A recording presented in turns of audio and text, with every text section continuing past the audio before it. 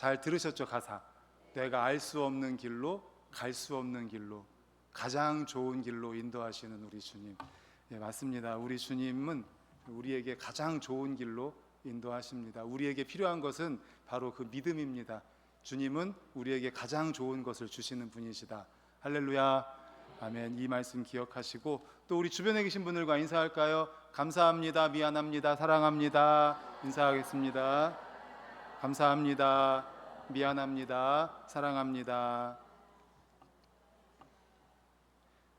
오늘은 루디아 사역회 헌신 예배로 에스더 1장 1절에서 12절을 본문으로 겸손과 절제라는 제목의 말씀으로 함께 은혜를 나누고자 합니다. 에스더서를 읽다 보면 한 가지 특징이 있는데 잔치가 많다는 거예요. 에스더서에 보면 잔치가 참 많이 나오는데 왜 이렇게 잔치를 많이 베풀었을까? 4절 우리 화면 보고 읽겠습니다. 시작.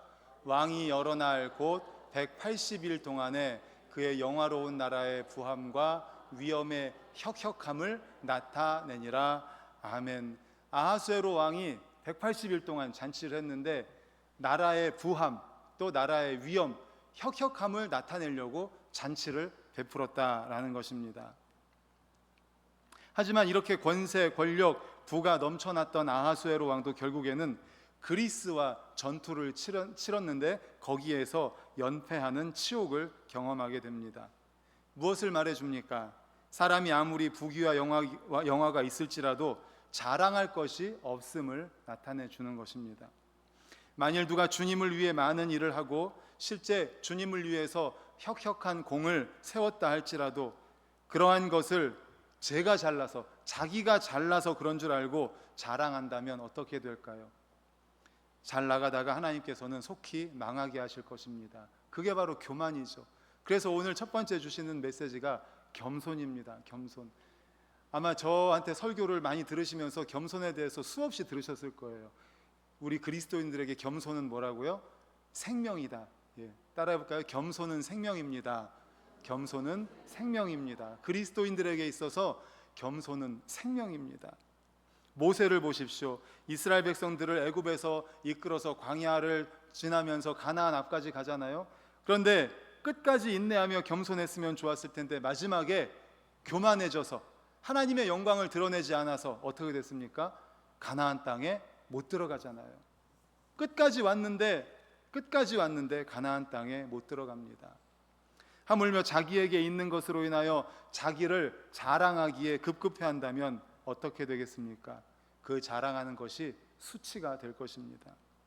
그렇습니다. 우리는 하나님 앞에 내세울 것이 없습니다. 자랑할 것도 없습니다. 모든 것이 하나님께서 하신 것이고 하나님께서 도와주셔서 하신 것이고 하나님이 기뻐하시기 때문에 하시는 것이고 하나님께 영광이 있고 하나님께서 처음부터 끝까지 함께 하셨기 때문에 된 줄로 믿으시기를 축원합니다. 우리에게 그런 믿음이 있어야 돼요. 그래야만이 우리가 겸손해질 수 있지. 조금이라도 내가 얼마 전에 수요일 예배 때 제목이 뭐였냐면 나였어요. 나. 예. 거기서 이제 자신이 내가 이런 교만한 그 왕은 결국은 하나님 앞에 무릎을 꿇을 수밖에 없게 되죠. 사도 바울도 그래서 수없이 자신이 수고했지만 결국 하나님 앞에 뭐라고 고백합니까? 고린도전서 15장 10절 우리 화면 보고 있습니다. 시작. 그러나 내가 나된 것은 하나님의 은혜로 된 것이니 내게 주신 그의 은혜가 헛되지 아니하여 내가 모든 사도보다 더 많이 수고하였으나 내가 한 것이 아니요 오직 나와 함께 하신 하나님의 은혜로라. 아멘. 사도 바울이 얼마나 많은 사역을 했습니까? 이방인의 사도로서 얼마나 많이 수고했습니까? 얼마나 많이 고생하고 죽을 고비를 넘기고 진짜 네 번째 줄에 보면 내가 모든 사도보다 더 많이 수고했습니다. 맞습니다. 사도 바울만큼 수고한 사역자가 없을 거예요. 사도들이. 그런데 내가 한 것이 아니요 나와 함께 하신 하나님의 은혜다. 하나님의 은혜가 있었기 때문에 내가 할 수 있었다. 얼마나 겸손한 고백입니까? 그러므로 우리도 아무리 우리의 영화가 크고 또 우리가 한 수고가 크다 할지라도 모든 영광을 하나님께만 올려드리는 겸손한 우리 성도님들, 루디아 사역회 회원들 되시기를 간절히 축원합니다. 아멘. 이제 말씀드린 것처럼 에스더는 잔치가 많다고 그랬어요. 무려 180일 동안이나 잔치를 합니다.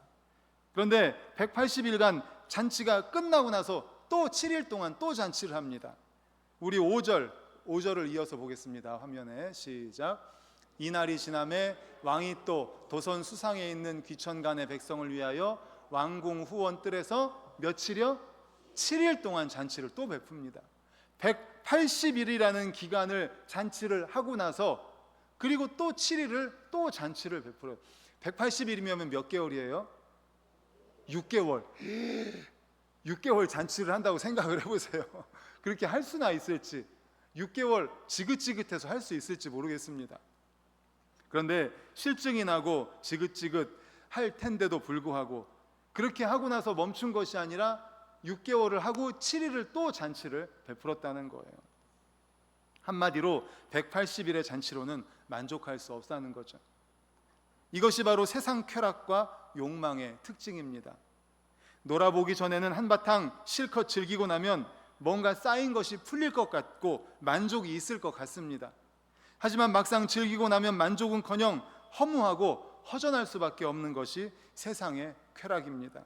충족감은 전혀 없이 더욱 갈증이 나고 욕망만 더 부릴 듯 일어나는 것이 세상의 쾌락이죠. 그래서 세상은 더 강하고 더 자극적이고 더 이렇게 요구하지 않습니까?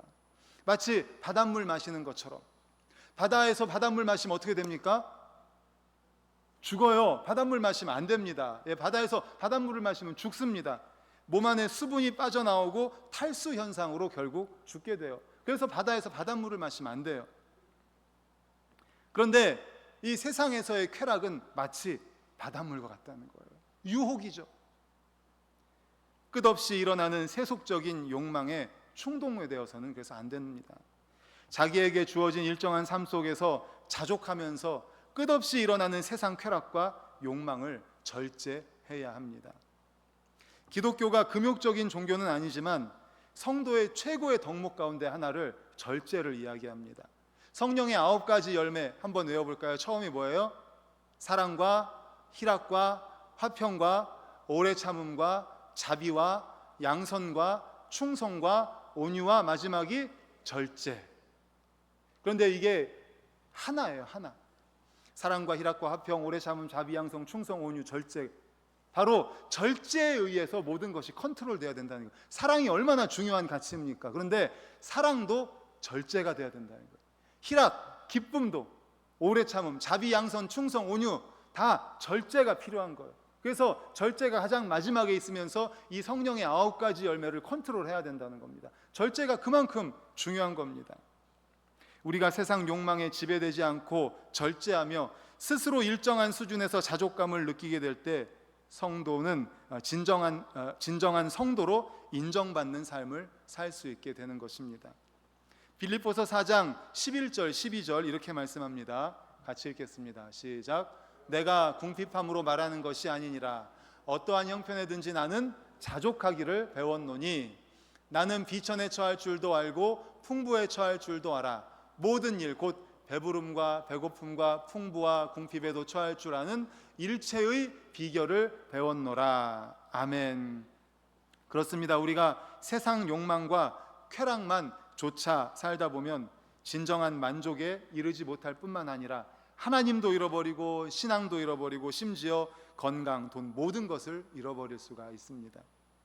하지만 우리가 세상 쾌락을 쫓지 않고 절제하며 하나님이 주신 것으로 자족하면서 감사한다면 우리는 신앙의 전혀 새로운 경지에 도달하여 주를 위해 살게 되고 만족하면서 감사를 누리는 삶을 살게 될 것입니다.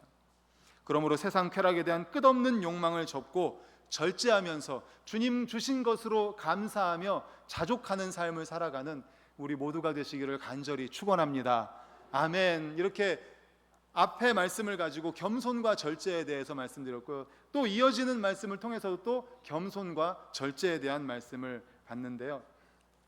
4절 앞에서 읽은 4절에 보면 이 4절을 표준 세번역으로 보면 이렇게 설명을 합니다. 자기 왕국이 지닌 영화로운 부요와 찬란한 위엄을 과시하였다. 왜 그렇게 많이 오랫동안 잔치를 벌였냐면요, 과시하려고. 이 왕은 자기가 가진 것, 자기 나라의 부함, 자신의 혁혁한 공, 자기가 이룬 모든 것들을 어떻게 하려고요? 과시하려고 6개월 동안 잔치를 베푼 거예요. 성경은 아하수에로 왕이 잔치를 배설한 내면에 바로 자기 과시의 욕구가 있다는 것을 이렇게 보여주고 있는 겁니다. 그런데 11절에도 보면 비슷한 표현이 나옵니다. 11절에 보면은 도중에 갑자기 왕후 와수디를 불러내요. 우리 다 같이 화면 보고 읽겠습니다. 시작. 왕후 와수디를 청하여 왕후의 관을 정제하고 왕 앞으로 나오게 하여 그의 아리따움을 뭇 백성과 지방관들에게 보이게 하라 하니 이는 왕후의 용모가 보기에 좋음이라. 아멘. 역시 표준 세번역으로 보면 왕후가 미인이므로 왕은 왕후의 아름다움을 백성과 대신들 앞에서 자랑하고 싶었던 것이다.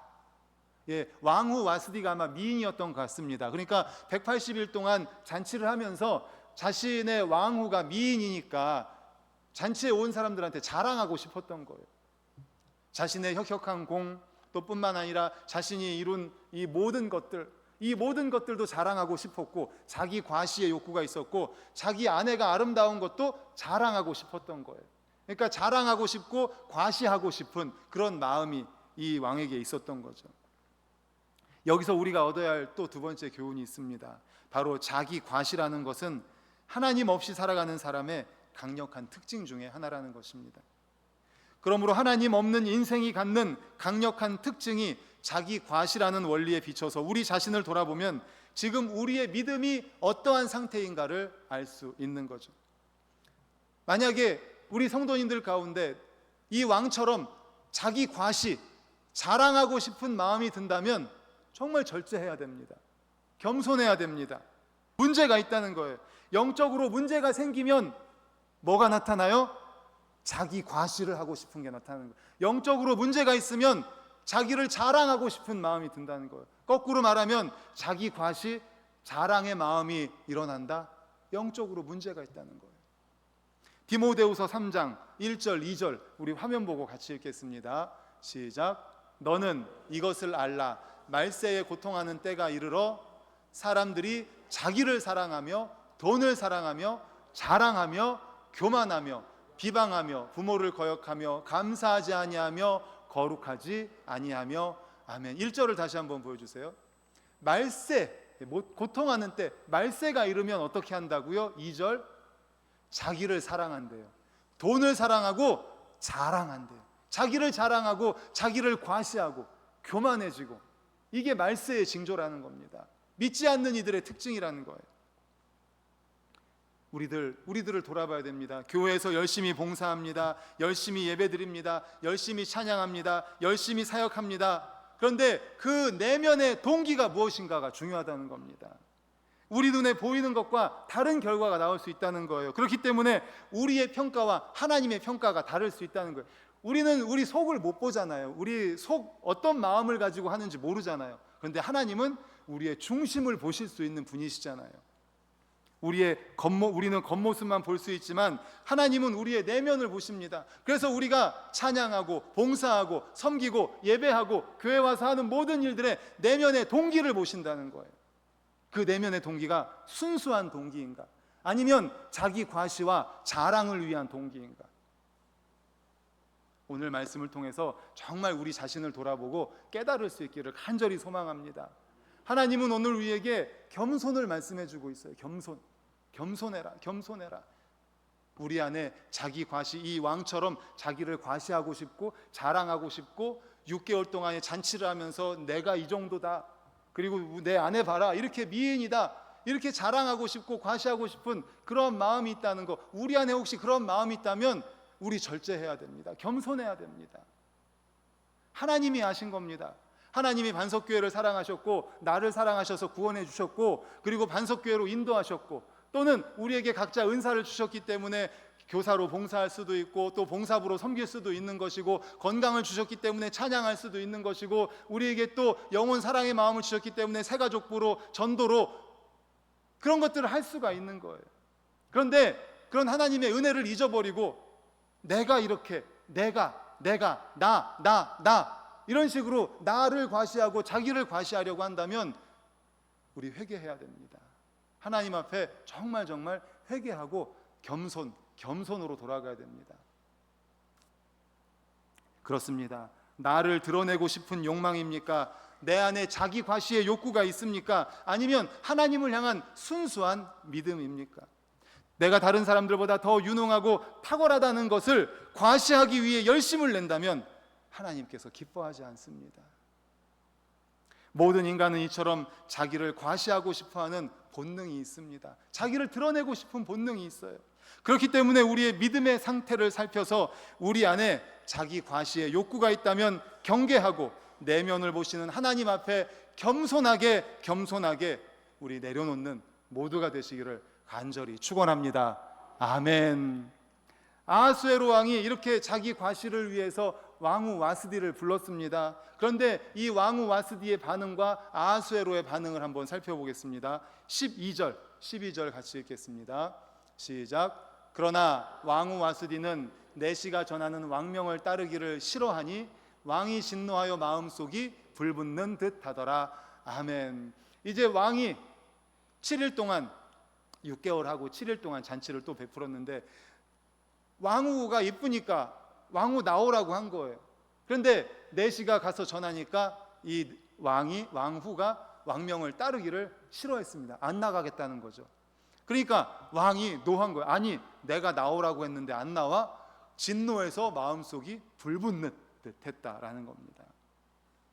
분노가 치밀어 올라서 마음을 절제하지 못할 정도로 적개심이 타오른 거죠. 왕후가 왕명을 거절하여 자신의 권위에 대한 지대한 손상을 입은 아하수에로가 얼마나 크게 분노했는지를 짐작할 수 있습니다. 이런 아하수에로의 급한 분노는 상황을 매우 극단으로 몰아갑니다. 그래서 어떻게 했을까요? 이 왕후를 폐위시켜요. 잔치에 나오라고 했는데 안 나왔다고 해가지고 급한 분노가 일어나서 왕후의 자리에서 폐위시켜 버립니다. 왕명을 거절한 것이 무례하긴 합니다. 하지만 폐위당할 정도의 일은 아니에요. 오히려 왕이 법도를 무시하고 자기 과시를 위해서 왕후를 잔치에 나오게 한 게 이게 더 무례한 거거든요. 이게 문제였는데 왕이 조금만 분노를 절제하고 차분히 생각했다면 그런 왕후를 폐위시키는 극단적인 데까지는 가지 않았을 것입니다. 보십시오. 이렇게 불같이 분노해서 폐위한 결과 어떻게 되었을까요? 2장 1절 우리 다 같이 읽어보겠습니다. 2장 1절 시작. 그 후에 아하수에로 왕의 노가 그침에 와스디와 그의 행한 일과 그에 대하여 내린 조서를 생각하거늘. 급하게 왕후 나오라고 했는데 안 나와? 화가 나가지고 폐위시켜 버렸어요. 그리고 나서 아하수에로 왕의 노가 그치니까 그 노했을 때에 폐위시키고 나서 그 노가 그치니까 와스디와 그가 행한 일과 그에 대하여 내린 조서, 폐위시킨 것에 대해서 생각하거늘. 이 생각하거늘이 마음에 걸렸다 이런 말이에요. 후회한 거죠. 아이고, 내가 그냥 그때 급해가지고 그냥 화가 나가지고 폐위시켰는데 후회가 된다는 거예요. 급한 분노는 이렇게 판단력을 상실하게 합니다. 잘못된 행동을 유발시키고 결국에는 후회하게 만들죠. 우발적이라는 범죄 있지 않습니까? 그게 왜 생겨요? 급한 분노에서 생기잖아요. 성경을 보면 급한 분노로 실패한 사람들이 여러 있지만 대표적으로 아까도 말씀드린 것처럼 모세, 민수기 12장 3절에 보면 이 사람 모세는 온유함이 지면의 모든 사람보다 더하더라. 온유함이 지면의 모든 사람보다 더하더라. 그랬던 모세인데 말씀드렸지만 하나님의 영광을 가리면서 자기가 반석을 쳐가지고 물을 내요. 반석에게 명령해서 물을 내라고 하나님이 말씀하셨는데 자기가 내가 라고 하면서 반석을 쳐서 하나님의 영광을 가리면서 어떻게 해요? 가나안 땅에 못 들어가잖아요. 하나님 급하게 분노해서 하나님의 영광을 가림으로 가나안에 못 들어갑니다. 이처럼 급한 분노는 자기뿐만 아니라 다른 사람들까지도 후회하는 일을 만들죠. 그래서 성경에는 분노하는 거, 노하는 거를 정말 절제시킵니다. 우리 시편 말씀과 잠언 말씀을 화면을 보고 같이 읽겠습니다. 시작. 분을 그치고 노를 버리며 불평하지 말라. 오히려 악을 만들 뿐이라. 그 다음, 노하기를 속히 하는 자는 어리석은 일을 행하고 악한 계교를 꾀하는 자는 미움을 받느니라. 아멘. 노하기를 속히 하는 자는 어리석다. 그리고 앞에 말씀 보여주세요. 분을 그쳐라. 노를 버려라. 불평하지 말아라. 오히려 분노가 악을 만든다. 절제하라는 겁니다. 절제하라는 겁니다. 분노할 만한 상황이 있을 수 있습니다. 하지만 참고 절제하고 절제하라는 겁니다. 안 그러면 후회하게 된다는 거죠. 사랑하는 성도님들, 이제 말씀을 정리하려고 합니다. 오늘 에스더서를 시작을 하면서 이제 여러 잔치와 그리고 아하수에로 왕 그리고 왕후 와스디에 대한 이야기를 함께 살펴보았습니다. 여기서 아하수에로 왕을 통해서 우리가 반면 교사 삼았으면 좋겠습니다. 아하수에로 왕이 왜 6개월씩이나, 맞죠? 180일, 368, 6개월씩이나 잔치를 벌였다고 했어요? 자랑하고 싶어서, 자기 과시의 욕구가 있어가지고 사람들 앞에 내가 이 정도다, 내가 이 정도다. 그리고 왕후를 왜 불러요? 자랑하고 싶어서. 사람 마음속에는, 우리 마음속에는 다 그런 마음이 있습니다. 다 자랑하고 싶은 마음이 있어요. 그런데 하나님께서는 우리에게 말씀하십니다. 겸손하라고, 겸손하라고. 안타까운 것은 우리 안에 죄성이 있습니다. 원죄로 인한 죄성이 있어서 이 겸손과 반대되는 게 교만이잖아요. 제가 왜 이렇게 겸손을 생명이라고 하냐면, 겸손과 교만이 있으면 우리는 자연스럽게 교만을 쫓아가요. 열심히 겸손하려고 몸부림치고 애쓰지 않으면 그냥 자연스럽게 교만해집니다. 자기를 과시하게 되고 나를 드러내게 되고 내가 봉사하면서, 내가 찬양하면서, 내가 섬기면서 나 이게 인간이에요. 그래서 겸손을 계속 주장하는 거예요. 겸손을 위해서 몸부림쳐야 됩니다. 겸손은 생명입니다. 그러니까는 우리 안에 죄성 때문에 선과 악이 있으면 악은 너무나 자연스럽게 행해요. 가르쳐주지 않아도. 그런데 선은 몸부림쳐야 돼요. 몸부림쳐야 돼요. 그래서 겸손과 교만이 있으면 겸손을 위해서 몸부림쳐야 돼요. 선과 악이 있으면 선을 위해서 몸부림쳐야 돼요. 기도하는 거하고 기도하지 않는 게으른 게 있잖아요. 당연히 그냥 이쪽으로 가요. 기도하기 위해서 몸부림쳐야 돼요. 성경이 있는 게 얼마나 힘들어요. 몸부림쳐야 돼요. 겸손을 위해서 몸부림쳐야 돼요. 우리 안에는 자기 과시의 욕구가 다 있기 때문에. 그래서 겸손을 위해서 몸부림쳐야 됩니다. 그리고 세상의 쾌락은 만족이 없습니다. 절제함으로 자족하는 삶을 살아야 되고요. 급한 분노는 후회하게 만듭니다. 절제해야 됩니다. 절제해야 됩니다. 그래서 오늘 말씀을 통해서 겸손과 절제라는 너무나 중요한 가치에 대해서 말씀을 받았습니다. 오늘 루디아 사역회 헌신 예배를 드리면서 이건 루디아 사역회뿐만 아니라 우리 모두 저부터서 우리 모두에게 해당되는 말씀이에요. 겸손을 위해서 몸부림쳐야 됩니다. 내가 교만하다고 깨달았을 땐 이미 늦었어요. 이미 사고 친 다음이에요. 그래서 겸손을 위해서 계속 몸부림치고 겸손해야 돼요. 선을 위해서. 그리고 절제를 위해서. 우리 모두가 그렇게 겸손과 절제를 통해서 하나님이 기뻐하시는 루디아 사역회, 하나님 마음에 합한 루디아 사역회, 하나님이 기뻐하시는 우리 반석 공동체가 될 수 있기를 간절히 축원합니다. 아멘. 우리 시간에 합심하여 찬양하고 기도하겠습니다. 우리 가서